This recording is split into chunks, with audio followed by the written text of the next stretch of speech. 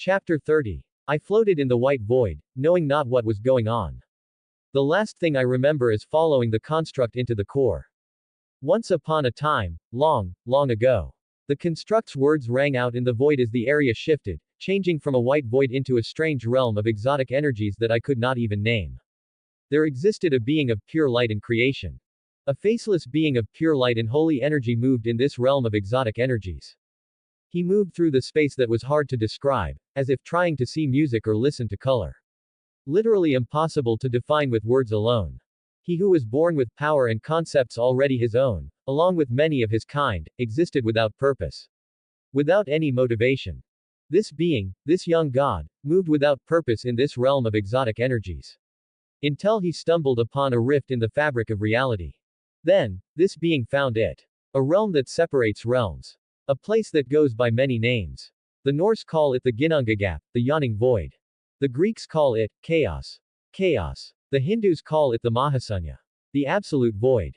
Many are its names, but the most common name it is called with is the dimensional gap. I watched as the god looked behind himself, contemplating his choice, before plunging headfirst into the dimensional gap, using his vast and unfathomable power to navigate its chaos until he found another tear in reality, leading to a world overrun with wilderness and mortal life. A world where lesser divinities ran rampant, while older divinities fought each other in the heavens and the metaphysical realms. For the first time, he felt free. As if his existence was not just one among countless others, born without purpose or reason. For once, he felt emotions of his own. Joy, curiosity, wonder, thirst for knowledge, many were the emotions he felt. I watched as the being descended to the mortal realm. Earth. I watched as he moved among its flora and fauna, taking in its beauty that, despite its fragile and limited existence, especially so when compared to what he was used to in his own realm, felt far superior to the dull, monotonic, and eldritch lifeforms of his original home. So, he did what he wanted to do. He learned. I saw him move across the world. Changing his shape and form to fit every different kind of creature in existence, becoming a part of them to observe how they lived and learn from them. I saw him become one of the countless trees that stretched as far as the eye could see. I saw him turn into a microorganism, living alongside these tiny lifeforms and learning the importance of their existence. I saw him turn into the primordial ancestors of modern marine life, learning to live as they do. And in his thirst for knowledge, his pursuit of understanding this new world, he saw everything that this world had to offer, as eras started to pass. Time moved as if I was watching a movie set in fast forward. Watching the young god mature as time went by, his inexperience was tempered with wisdom and knowledge that he started to accumulate. Then came the first anomaly. I watched as the young god was immersed in studying the metaphysical realms connected to this world, when suddenly, the sky above him tore open, throwing out a horrific entity that reeked of evil energies. The moment it touched the land, all life started to die as the shapeless mass of concepts screeched in an unholy voice. A screech that reverberated across all realms through the fabric of space and time.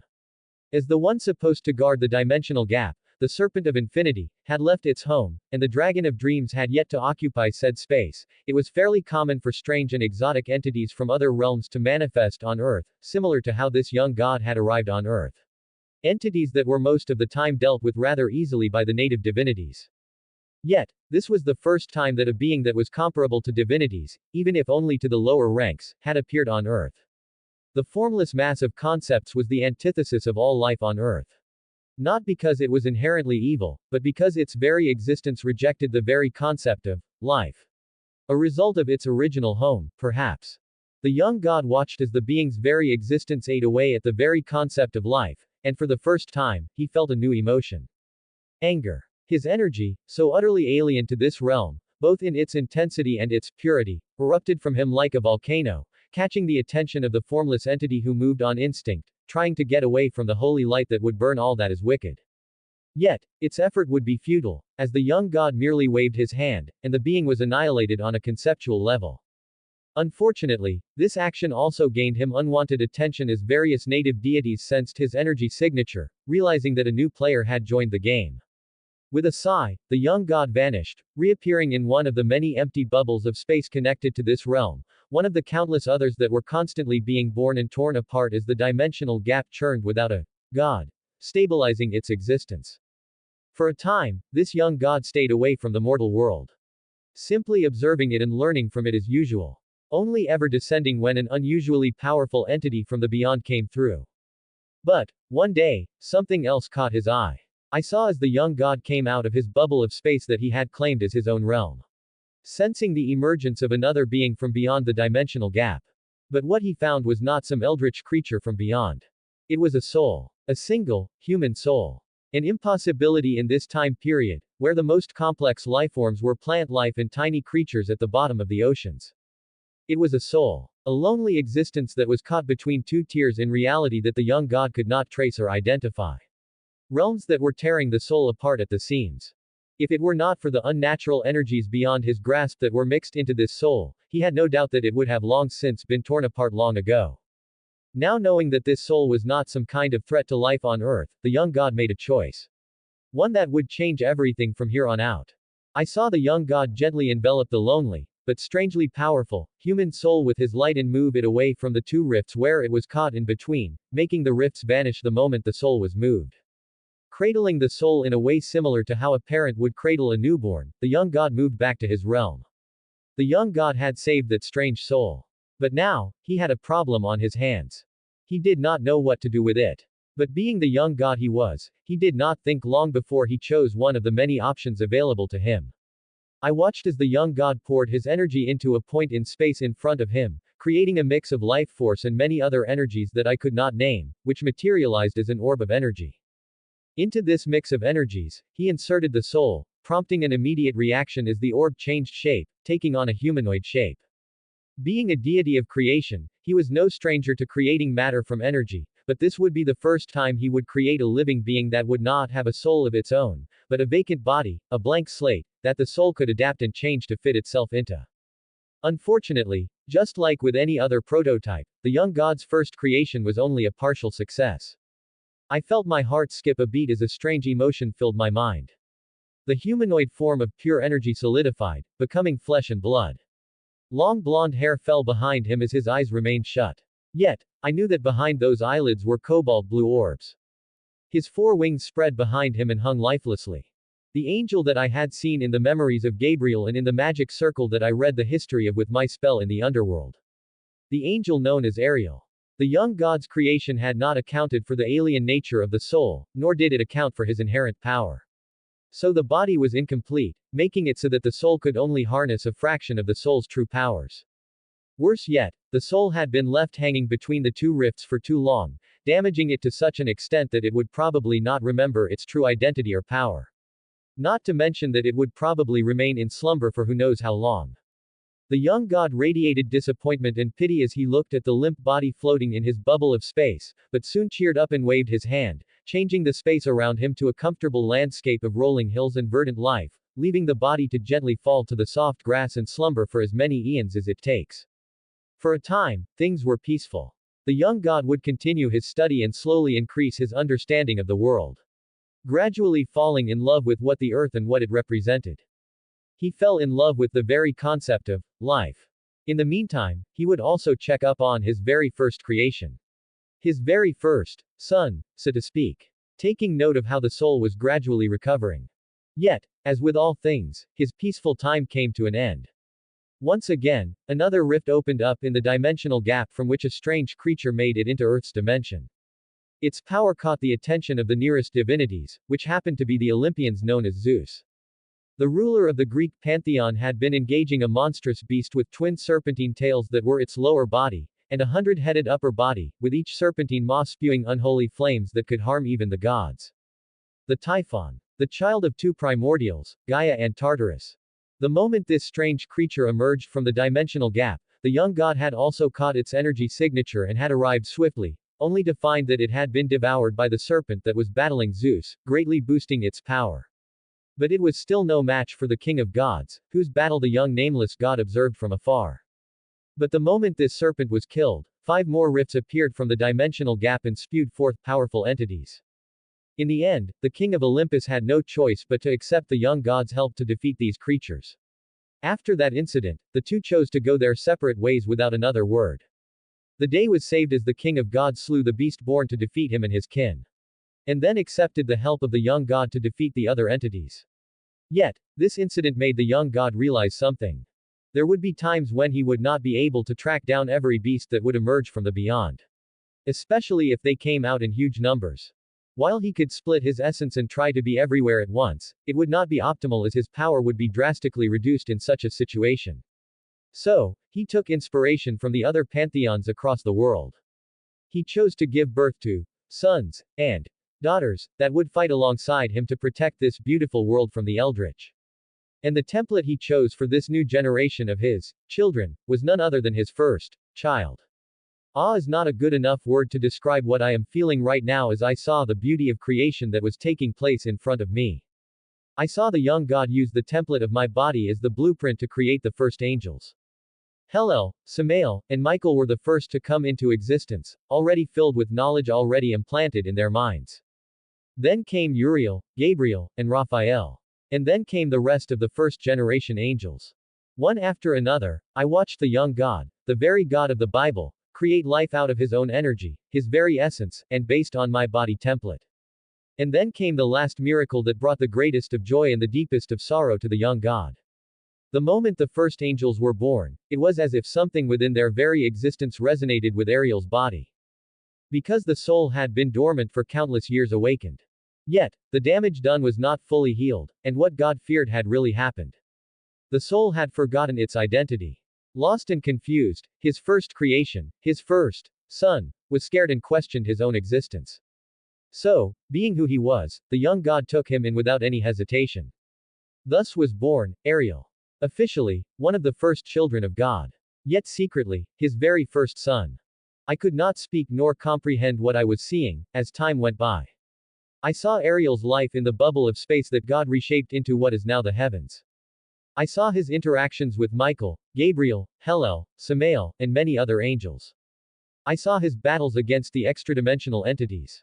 I saw him unconsciously use one of my own powers, the Pantheon spell, to summon the gatekeepers, who looked completely different compared to how they look now with their power diminished by nearly 95%. I saw his behavior, instincts, thirst for knowledge, and love for life. Each and every action was a perfect match for my own true personality. One that I buried deep within me long, long ago, and replaced it with a calculating and logical personality to survive on my earth. I saw him and his siblings standing by God's side as the heavens first discovered the realm that would be known as the underworld.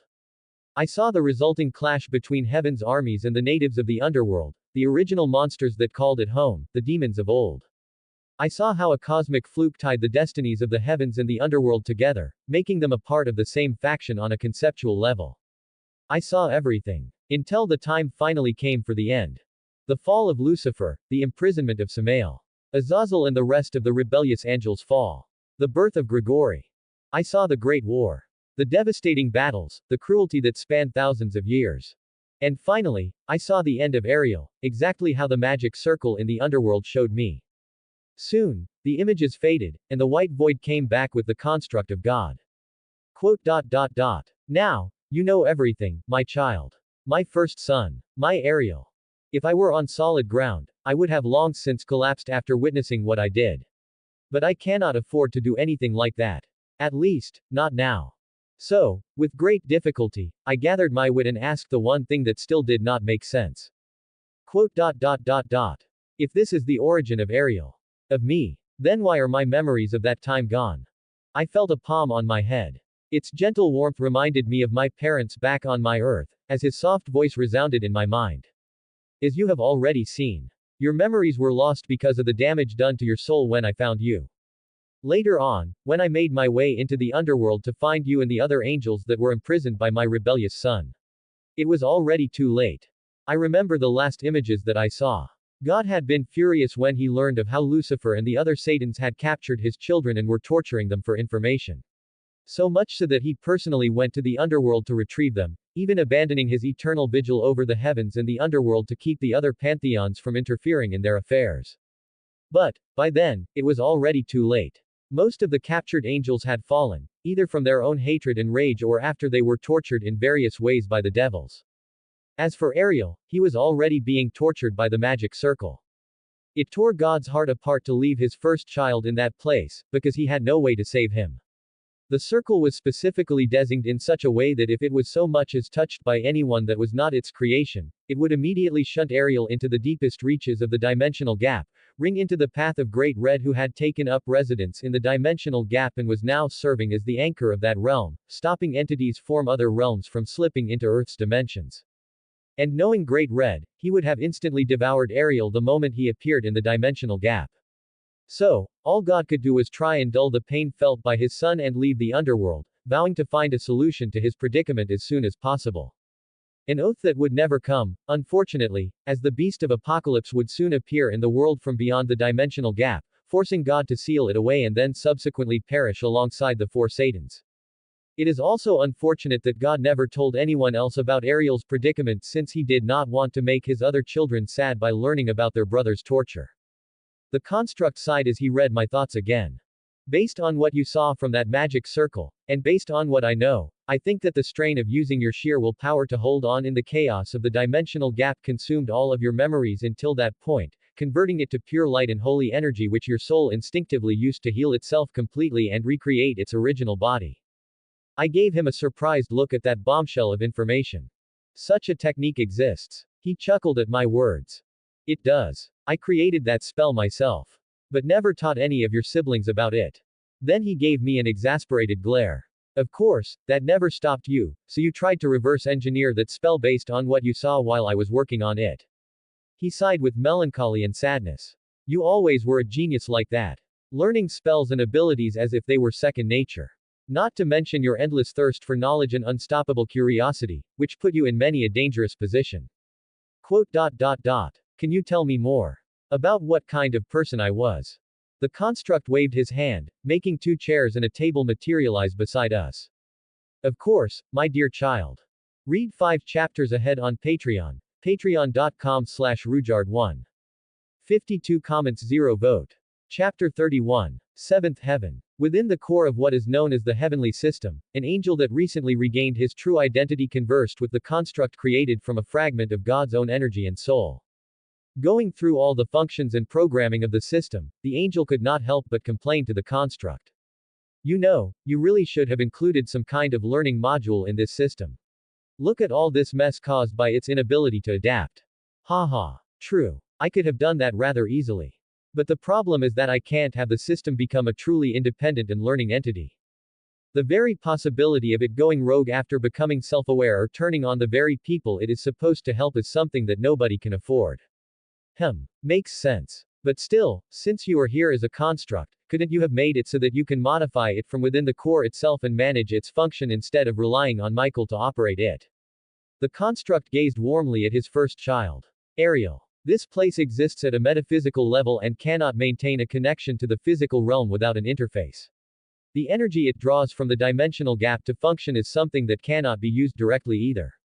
With a physical being acting as an anchor and filter for the energy by using my remnant divinity, the system converts the raw energy of the dimensional gap into light and holy energy, which it then uses to function.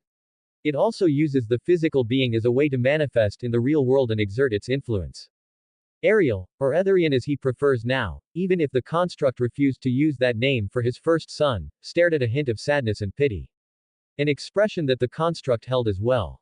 Doesn't that mean that Michael would be in constant struggle to not let the energy overwhelm him completely and rewrite his existence? Removing his identity completely.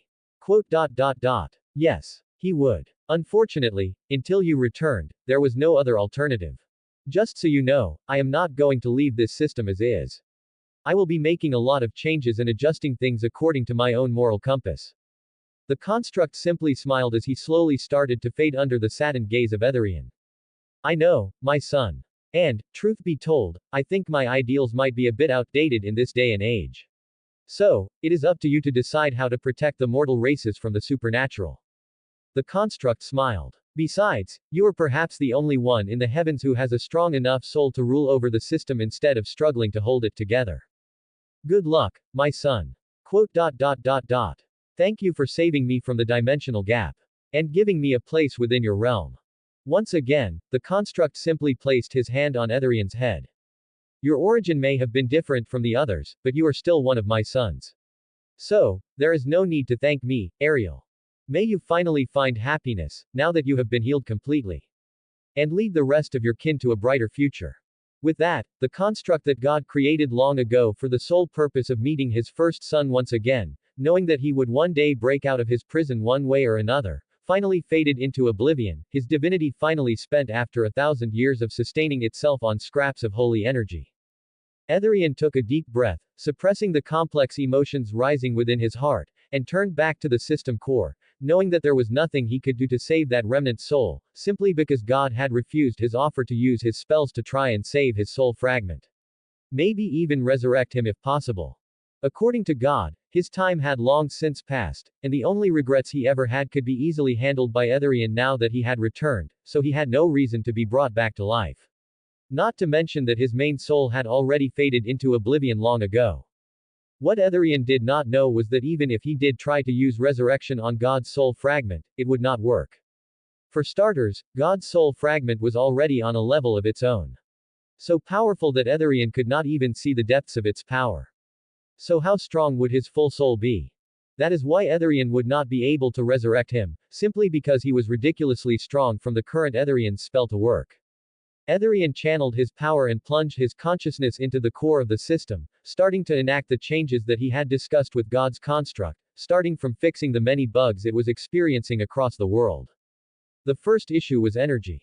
Because of the fact that Michael was never created to handle such a huge burden of acting both as the filter for energy from the dimensional gap and to act as the system's conduit in the real world, he had become a bottleneck for the system, unknowingly reducing its efficiency to absurdly low levels.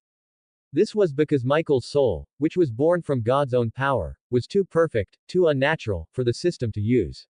So, Etherian severed the connection between the system and Michael before connecting it to his own soul. His naturally powerful soul, combined with the chaos that comes with a naturally born soul, was exactly what the system required to properly filter the chaos of the dimensional gap by comparing it with his own soul's chaotic energies and then filtering them out, producing light and holy energy. Feeling his own light and holy energy bolstered to an absurd degree by the system the moment he connected with it, as well as how the system seemed to have gone into overdrive with the fresh supply of a large quantity of energy, Etherian felt like chuckling, imagining the faces of the other supernatural races across the world. Now, to fix the other major bugs of this world. A mischievous and excited expression appeared on the otherworldly angel's face as he took out a shooting star ring and a red orb with fire held within it, a caloric stone. Seventh Heaven Entrance. At the entrance of the seventh heaven, the four archangels stood with worried expressions as they stared towards the shut gates of the seventh heaven. Michael had felt his connection with the system snap all of a sudden a few minutes ago, making the angels worried about what was going on inside. Gabriel once again started to pace near the gates, an action that Uriel replicated as the two became restless with worry. Michael kept a calm gaze, yet internally, he was panicking as he tried to imagine what was going on. On one hand, he felt worried about the system. He wanted to know what was going on inside that made the system's connection vanish from within his soul and what implications it would have for his race as a whole. On the other hand, and more importantly for him, he was worried about Etherian. Worried for his safety, and could not help but panic the moment any thought crossed his mind where he would lose his brother again just after getting him back. Suddenly, the heavenly system, which had already been working at full power for a few months now, suddenly went into overdrive as pure light and holy energy practically flooded the seven heavens before descending into the mortal world, this time without needing Michael as the anchor for the energy's manifestation. All around the world, the many supernatural races whose energy could be considered evil, corruptive, or demonic, instantly felt the effects as the system instantly started to suppress them and their power. In Kuo, Claria Belial hunched over as her power dropped from high class straight to low class as the system restrained her power, worthless, completely. In Kyoto, any yokai that was outside their hidden realm nearly fell to the ground as most of their power was directly suppressed to the lowest levels possible. The vampires of Romania from both factions who were caught outside the barriers of their home territories were instantly incinerated by the surge in holy energy. Across the entire world, similar incidents took place as beings of darker origins were forced into hiding almost immediately as the heavenly system attacked them insistently. Yet, this was not the end of things. Strange things started to happen across the world as the system started to update on the global level, causing absolute pandemonium across the supernatural communities across the world, as many strange and insane theories started to appear in the minds of many leaders. But one thing was for certain. Things would no longer be the same. And more importantly, the heavens were finally back in action with a force that was never seen before, not even during the time of the Heavenly Father. Will this change be good or bad for the world? That remains to be seen. Read 5 chapters ahead on Patreon, patreon.com/Rujard1. 10 comments 0 vote. Chapter 32. Azazel stared blankly at the report in front of him as his subordinates stood to the side. Quote. So, let me get this straight. You are saying that Tobio Ikusa's balance breaker is gone. Barakiel nodded seriously as he passed a few more files to his leader.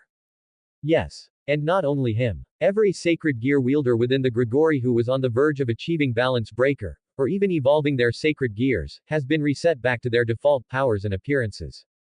Quote.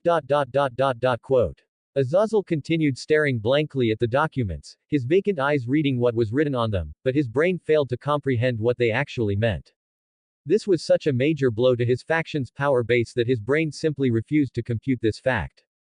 Nearly a day ago, he, along with the rest of the world, had felt a sudden surge in activity within Heaven's system, even more so than how active it had been in the past few months.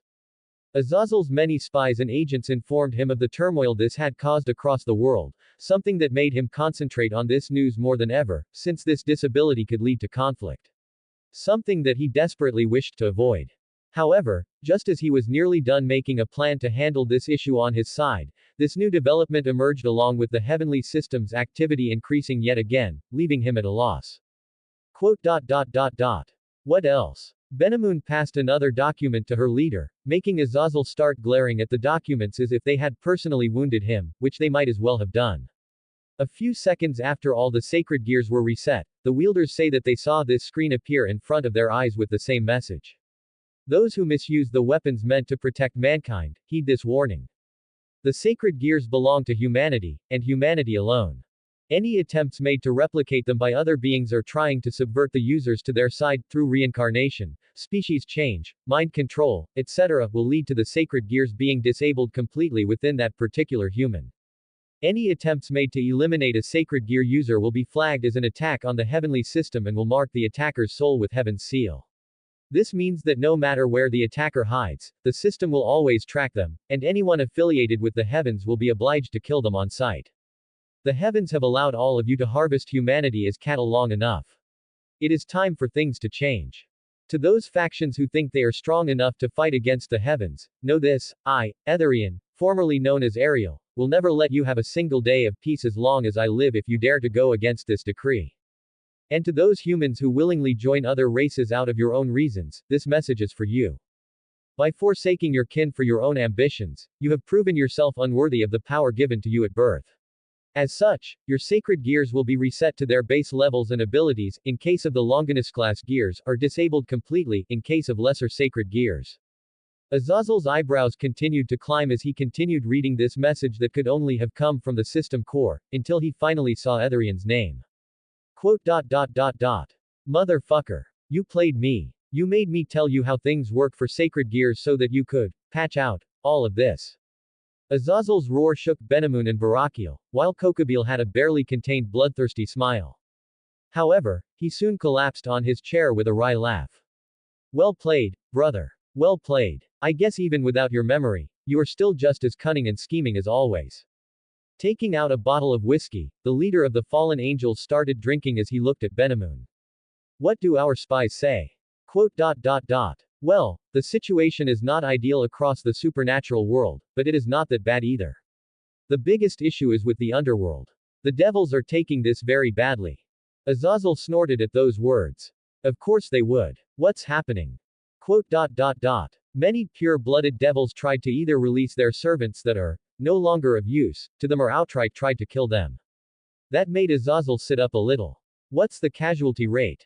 That's the thing. There are no casualties. Quote. What? The rare dumbfounded look on Azazel's face made Barakiel chuckle as he gave another document to Azazel. It would seem that Heaven's warning was not some empty threat. The moment the devils tried to kill the sacred gear users, holy energy erupted from their sacred gears, channeled into them directly from Heaven's system, which, weirdly enough, did not harm the users despite their nature as devils. As for the pure bloods, they got some serious injuries from the gears that acted on their own, which might have been a warning from the heavens. Hold on. Are you saying the heavens system is now strong enough to make direct moves like this even in the underworld? Yes. Quote. Damn it. Ariel. You are screwing up everything and pushing everyone back to the edge of war. Azazel fell to his chair with exasperation and worry. Barakiel hesitated for a bit before he spoke again. That is not the end of it either, Azazel. Quote. What can be worse than this? The reincarnated devils who were expelled by their masters, marking them as stray devils, or those that were attacked by their masters, also saw a new message pop up in front of them. Opening the image made by his agents based on the descriptions given, Azazel's eyes once again widened dramatically. You who gave up your humanity for your ambitions, do you now see the futility of trusting those who only see you as a potential asset? If you do, then we offer you a new chance at life. But beware, this is a choice only given once. If you wish to repent. If you wish to once again live as you were supposed to live in the first place. Then, we give you this choice. Do you wish to become a human again? YN. This time, Azazel nearly blew up the building with the swirl of emotions brewing within his mind as he read those words. This is impossible. The evil pieces change the being on a fundamental level. It is impossible to change them back to their original forms. I know it better than anyone since I conducted decades worth of experiments on this topic. And yet, it is already done. Quote. What? Barakiel gave him a file full of names and photos that showed various humans across the world who had escaped the underworld and gone into hiding in the human world. The interesting fact is that the underworld could not label them as stray devils, and hence could not do anything about them. Because they were no longer devils. From what we gathered, it seems that the heavenly system first kills the devil's body with holy energy, reducing it to atoms, before somehow recreating the human body for the soul. The few humans our agents managed to contact and talk to said that the process was completely painless. And that is not all. By this point, Azazel had become numb to the shock after shock he was receiving this day. His only solace was imagining how the devils, particularly the nobility, must be feeling at this point, since they too would have extensive information networks and would have access to the same information as he did for now. The humans say that ever since becoming human, they could now see a few icons at the corner of their eyes and could call upon a special screen whenever they desire. Even our agents outside say that the newly awakened sacred gear wielders in the past few hours also see the same screen. He gave Azazel another sketch that was made based on the description provided to them. It would seem that the so-called screen has only two values shown in it. Karma, and experience. Like a game. Azazel's whisper made Barakiel nod. That is what we theorize for now, since we don't know anything about what these values represent yet. But based on the names, we can make a few educated guesses. Azazel leaned back into his seat with a heavy, exhausted sigh. God, this is such a mess. Azazel did not know that the same sentiment was being shared by the rulers of the devils at this exact moment, as they too received similar reports. As for the perpetrator behind this sudden change, he was still holed up within the system core, still tweaking with the settings of the heavenly system to his heart's content, causing further chaos in the world. Read 5 chapters ahead on Patreon, patreon.com/Rujard1. 31 comments 0 vote. Character sheet. Author notes. Before all of those Overlord purists start saying their usual things again, I will clarify. This is an O. It means alternate univers. It means that things will be different from canon. Because this is a fanfic and not original content, because I am obviously not the creator of Overlord, and I am not blaspheming against your beloved religious symbol of an anime. God, the very fact that I have to explain so much is already making me consider dropping all of this. With that out of the way, here is the character sheet. Name. Etherian. Titles. The Dawn Bringer. The One-Man Raid. Heaven's Hand, Event Title. Race. Seraph, 40 levels. Progression greater than Lesser Angel, 15 levels, greater than Angel, 10 levels, greater than Archangel, 20 levels, greater than Dominion, 30 levels, greater than Seraph, 40 levels. Job classes. Battle Cleric, 30 levels. Armored Mage, 30 levels. Special job classes gained through Special World Event, of Forge and Mischief. Alchemist, 10 levels. Holy Smithing, unique class, 10 levels. Special event, of Forge and Mischief. The god of Mishal, Loki, has made a secret wager with the dwarves to create peerless treasures, yet he intends to go back on his word now that the dwarves have succeeded in their endeavors. He has tricked one of the most powerful angels, Empyrean Prime, the hand of the creator, into stealing the 3 items forged by the dwarves. Event Quest. Retrieve the 3 items hidden across the 9 realms and guarded by 3 powerful entities. Verfolnir the eagle. Ratatoskr the squirrel. Nihogr the serpent. Maximus party size allowed. 5 players. Defeat Empyrean Prime and show him the trickery that has ensnared him. Maximum players allowed. 1 player. Return the 3 items to the dwarves. Rewards. Total levels restriction moved from 100 to 120. Warning. Level limit will be reset to 100 if the player changes his race or tries to relevel his character title. Heaven's Hand plus 50% to all crafting professions. Efficiency and 50% material requirement, unique crafting class. Holy Smithing plus 40% bonus to all holy type item crafting, 40% material requirement for all holy type item crafting. 40% penalty to all demonic type item crafting, plus 40% material requirement for all demonic type item crafting. Event winner. Etherian. Chapter 33. Vasco Strada stood in front of the massive crowd of exorcists, priests, nuns, and other members of the church. His neutral gaze made the hundreds of humans in the massive space shift nervously. Especially the sacred gear wielders who knew exactly what was going on, thanks to the information they gained from the heavenly system's messages, as well as the information given to them by Strada himself.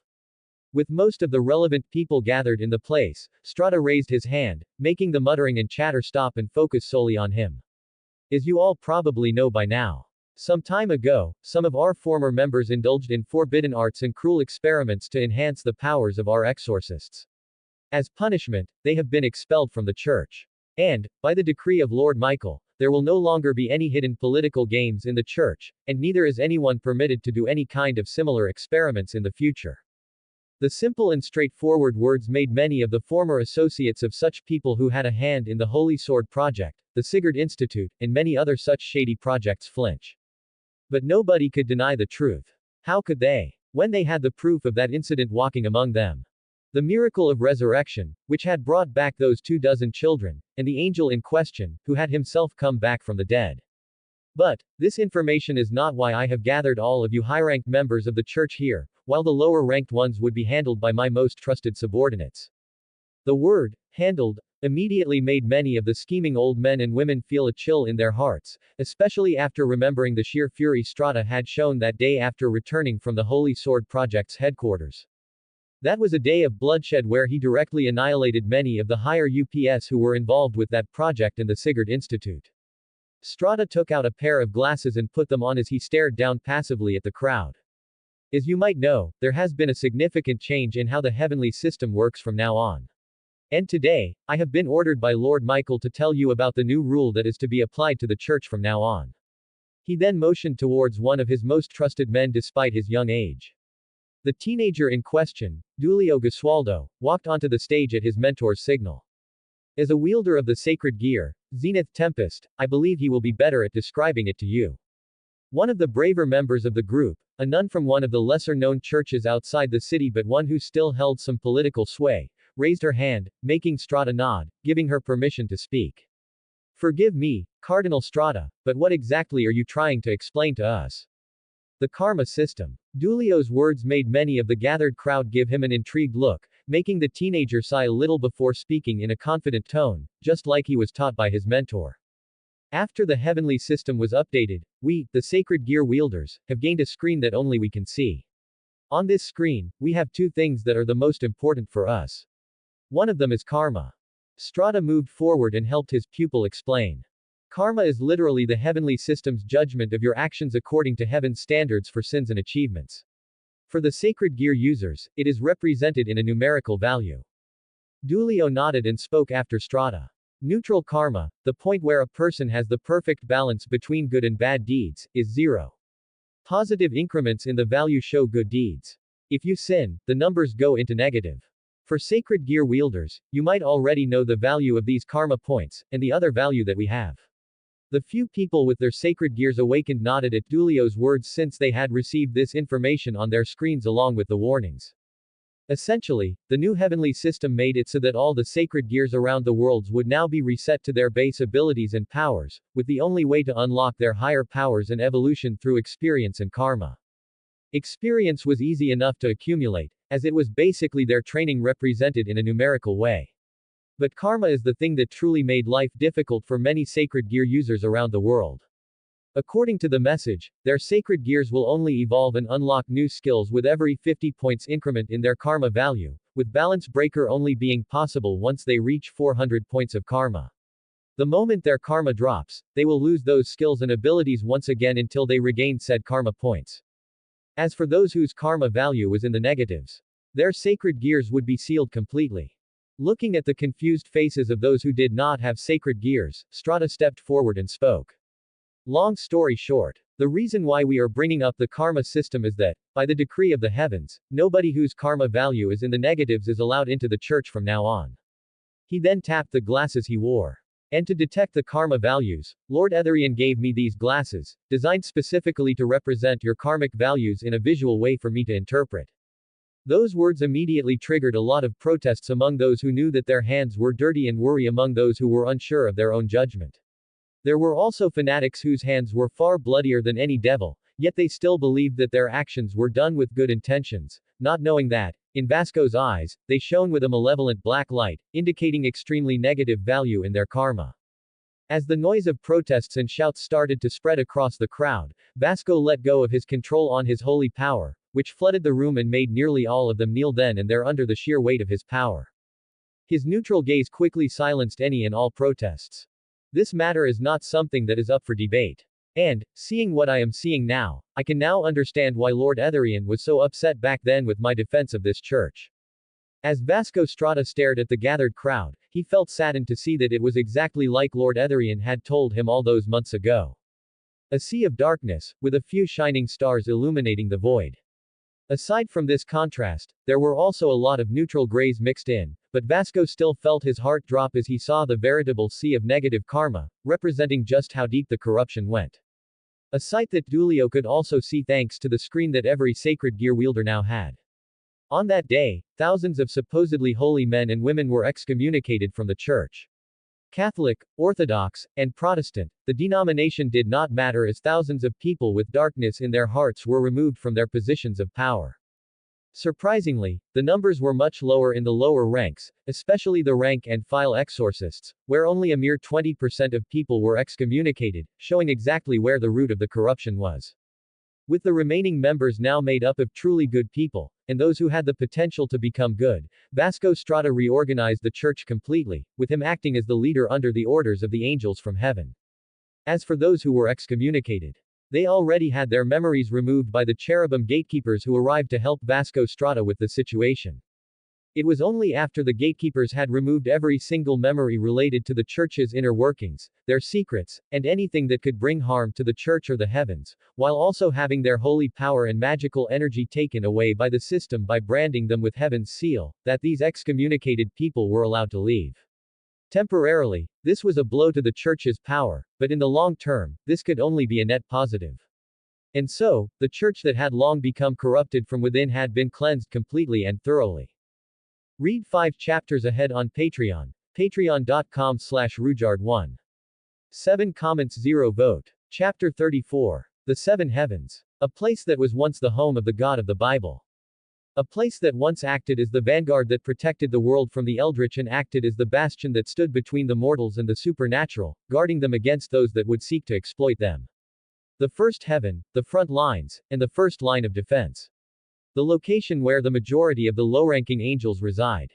The second heaven, a realm filled with clear black skies where many angels observe the stars and use them in many rituals. It is also the place where the angels that were involved in the Tower of Babel incident, where they attacked the humans who built the said tower, were imprisoned, as they had done so without God's permission. The only reason they were not expelled from heaven was that their crimes were too much to be given such a light punishment. The third heaven, the afterlife of the mortal souls, and the place that first comes to mind when a human thinks about heaven. The home of the famed tree of life. The fourth heaven, the Garden of Eden. Home to the tree of wisdom. The fifth heaven, the former home of the majority of the original fallen angels. A place filled with research institutes and healing centers for the angels. The sixth heaven, the home of the four archangels and, secretly, the place where the archangels mourn those who have passed, including their father. The seventh heaven, the home of God and the core of the heavenly system. Together, the seven heavens stood tall for countless eons that it has existed. Yet, After the fall of the Heavenly Father, things changed. The first heaven was no longer filled with legions of angels, standing tall and proud, guarding their homes with light in hand and faith in heart. In modern times, it was but the empty pearly gates that had only a handful of angels guarding them, with loss in their hearts and fear in their minds. The second heaven was no longer the bustling area full of ambitious and curious angels that sought to further their crafts or rituals. It was now but an abandoned area that only served as the prison for those sinners of old who had been long forgotten. The third heaven largely remained the same, thanks to its automation through the heavenly system, yet many an unworthy soul had made it into this paradise thanks to the malfunctioning system. The fourth heaven, the Garden of Eden, the testament to God's skill in creation, left completely unattended and growing wild, with no one there to control the growth of life held within it. The fifth heaven, filled with even more infirmaries and research institutes where many an angel worked tirelessly to try and find a way to fix their dwindling numbers.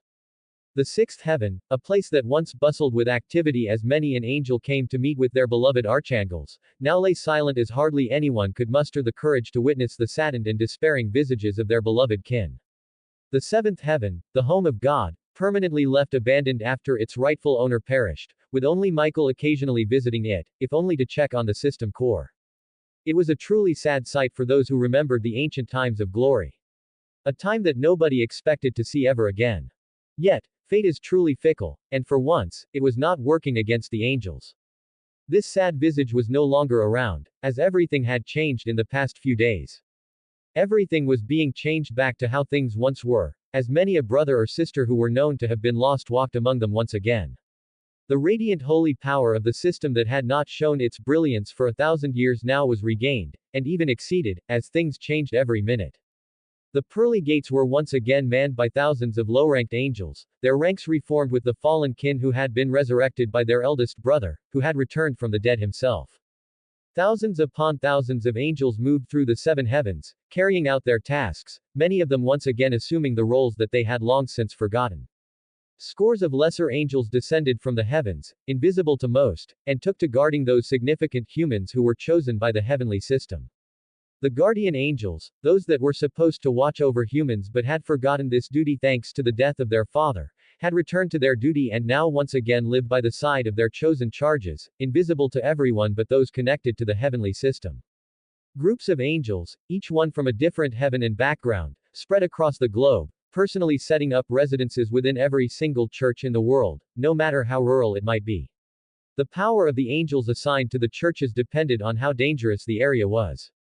3 angels to a church, with 2 angels from the lower ranks, ranging from 2-winged to 4-winged, and 1 angel from the middle ranks. This would be the configuration of the teams, and each team would be equipped with a special item that Etherian helped them design that would allow them to mobilize the heavenly system in cases of emergency. Within the 5th heaven, an entirely new building was created. Within the building were dozens of angels specially tasked to watch over the part of the heavenly system responsible for the sacred gear. Their task is to monitor the state of every single sacred gear in the world, keep an eye on the karma value of their wielder, and identify any attempts made by anyone to circumvent the heavenly system.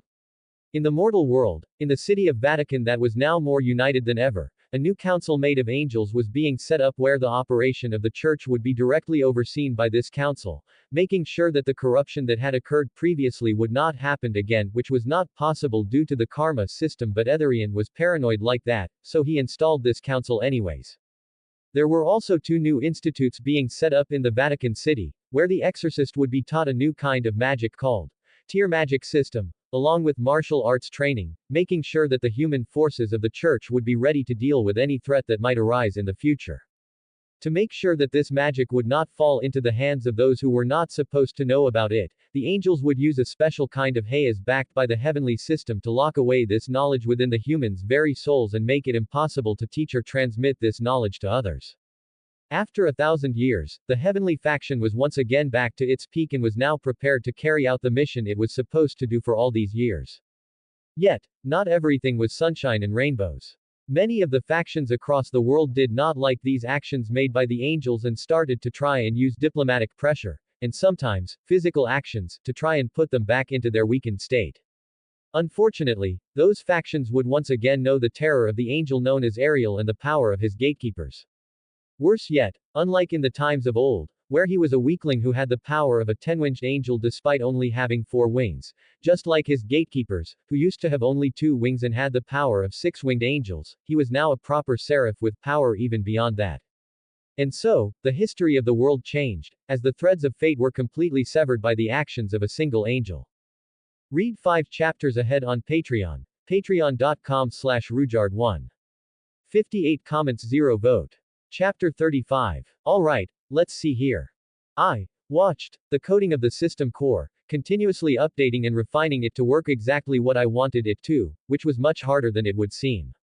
As a metaphysical system that worked by siphoning energy from the dimensional gap, refining it through a physical being's soul, and then turning it into holy energy and light through the power of faith, it is a masterpiece of magic that defies comprehension.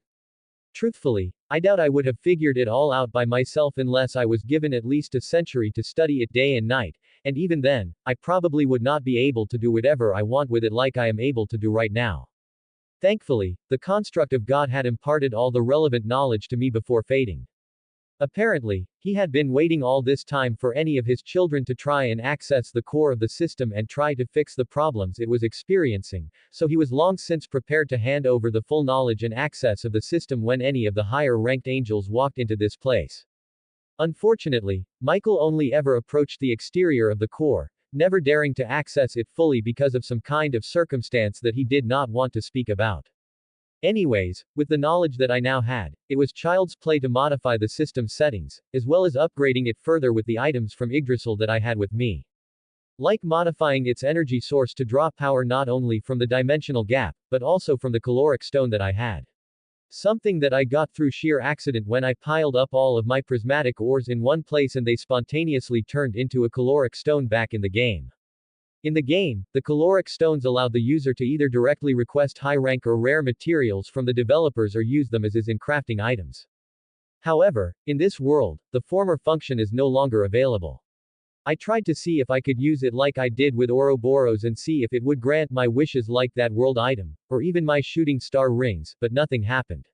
So, I decided to use it to augment the heavenly system. After augmenting the system and giving it a significant and permanent boost, I got to work and started fixing all the bugs in the system. First, the reincarnation system used by the devils. That had to go. Or, at least, stop being used to convert sacred gear wielders into devils.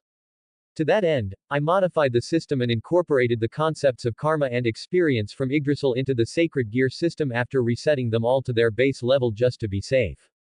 The next step was to patch out the balance breakers and other such unstable mutations in the sacred gears. Those types of uncontrolled boosts and upgrades are disasters waiting to happen, so they must be locked away until the wielder is ready to handle that power, which would also give the sacred gears the time needed to evolve properly and adapt to the gradual increase in power. Then there was the issue of sacred gear wielders being targeted by the other races and being killed to keep humanity weak and easy prey. To solve that, I incorporated the retaliation system that protects the sacred gear wielders whose karma is at 0 or higher. As for those whose karma is in the negatives, they would not receive such a benefit from the system. This kind of karmic system will also now serve as the framework for the church's recruitment and function. I know that this is not a perfect way to assess people because they can make mistakes, but learn from them and become better. Unfortunately, given the way that the heavens are right now, I cannot afford that kind of leniency. At least right now. I will patch that out in the future according to the teachings that the rest of the angels know about forgiveness and tolerance depending on if said person deserved it in the first place, but for now, karma points will determine the fate of those who wish to gain protection through the heavenly system. With the human side of things taken care of, I moved on to dealing with the issues with the angels. I won't lie, ever since I learned the truth of my connection to heaven and the history that I had in this world before regaining my memories of old and losing my memories from this life, I have been having a hard time facing my brothers and sisters. Every time I see the bright eyes and smiling faces of Michael, Gabriel, Uriel, Raphael, and everyone else, I cannot help but feel ashamed for how I behaved with them ever since waking up. I finally understand how hard it must have been for them to be rejected by the very brother that they looked up to for their entire life, only to find him a stranger after he returned from the dead. Thankfully, it would seem that they did not take my actions to heart, because they easily forgave me after I apologized to them for my words and actions. And yet, I cannot help but feel awful on the inside. After that heart-to-heart I had with the angels and explained to them my circumstances, excluding the part about my human past, since I don't think that life is relevant anymore, which was followed by a rather embarrassing, yet heartwarming group hug, I got to work on fixing the issues that God never got around to doing in the first place. First thing I fixed was the issue where an angel would fall if there was an increase of negative feelings in them past a certain threshold, or when they were forced to fall through dishonorable actions on their enemy's part. After all, it is not the fault of an angel if he or she loses their purity after their enemy forces themselves upon them. A tactic that the devils were quite fond of using, either through force or through seduction, which made my disgust for them rise to new levels, which I thought impossible after I learned what happened in the prisons beneath Lucifod, or by breaking their minds and faith through various methods. Even the act of reproducing was an act of great difficulty for the angels under the messy work of the system. The very fact that any angel or halfangel that was born this way in the past was named a miracle child, is proof enough of how hard it was to have children this way.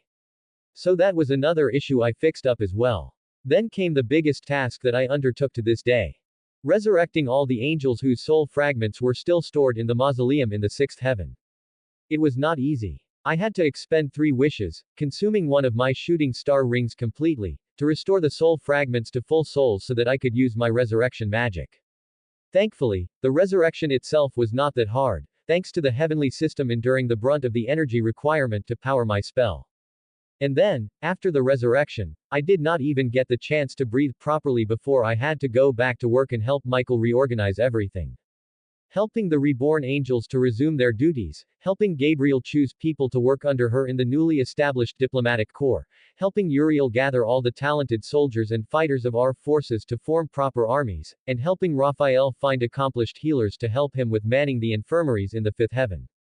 It was a really hectic week for me, where it was work after work for me, which made me envy Michael even more since he had become much more carefree ever since I returned from the seventh heaven. The perpetual hunch on his shoulders was gone, and so was the taint of twisted divinity in his wings. His fragile smile that hid the pain beneath was also gone, and he now smiled without any worries. It was as if some kind of huge burden had been lifted from him, and he finally gained freedom, which might not be too far from the truth. He is probably the only angel right now who is free of any duties. Maybe I should push the responsibility of managing the church on him. Shaking my head to get rid of those thoughts, I concentrated back on the task at hand. It really has been a busy few days, but I cannot say that I hate it. In my old life, I always yearned for a connection. A family of my own. A home that brought warmth to my heart.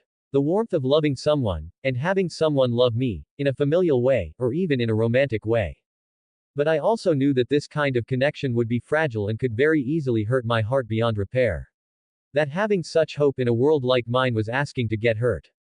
That is why I was so resistant to the idea that I am Ariel when the angels first approached me. I was afraid. Afraid that if I went along with their arguments, and if I were to believe the frankly obvious proof they gave me, the slight possibility that they could be wrong would take away this small desire of mine, which would shatter my heart beyond repair. I was afraid that this small hope that had undeniably bloomed in my heart when I heard them call me brother, would once again be cruelly taken from me by the world. That is why I was resistant to the very end. Because I did not want to be hurt. But now, all those worries and fears have been tossed aside. Now, I have already accepted my identity as Ariel. It is just a shame that I don't remember anything from that time. But what God's construct said still made sense. So what if I don't have the memories that I once shared with them? It just means that I can make new ones to replace those that were lost. I watched through the system's connection as Michael lazed about in his home, happily reading some kind of book. Gabriel laughed happily in the Garden of Eden with many of the newly resurrected angels about something. Uriel trained with many of the gatekeepers of the first heaven, while my cherubim gatekeepers introduced Empyrean as my subordinate to the other angels. And Raphael was busy in the infirmary, looking over the data of the resurrected angels to see if there was anything wrong with them. The situation with Empyrean was a bit complicated. Unlike my cherubim gatekeepers that I summoned in a weakened form while I was Ariel, I think I was far too damaged to summon the Seraph Empyrean at that time, so he was the only odd one out among all of my summons who was unknown to my new kin. Thankfully, it would seem that the very fact that he is my subordinate is enough for the others to accept him into their ranks, which seems to have pleased Empyrean to a certain extent, given his body language. Shaking my head, I turned back to the system to look down at the mortal world. Maybe I really should call on Michael to take charge of the angelic council down on Earth. In the sixth heaven, where the four archangels, now known as five archangels, have their homes, Michael, the Prince of Heavens, the general of its armies, was lazily lying on his bed, reading a manga about humans killing gods and gaining their authorities through some kind of convoluted plot reason. His understanding of how gods worked and how foolish it would be for a human to challenge a god gave him an amusing point of view while reading the manga. However, suddenly, he felt a chill go down his spine, which made him sit up as his mind went alert. His instincts honed over 1,000 years of assuming leadership, warning him of incoming work directed towards him. Unfortunately for him, before he could teleport out of the sixth heaven, a single line from his eldest brother rang out in his mind, pushing him to the depths of despair. Looks like you have a lot of free time, Michael. Come to the core, I have work for you. Michael despaired the moment he heard the word, work, and took to protesting then and there. Brother, you cannot force work onto me like this. I just got my freedom back. None of that. You can relax in the mortal world. No. You won't catch me alive. I will send Gabriel after you. Hacks. I call hacks. Quote. You are being influenced by human literature. No more reading or watching human fiction for the next few months.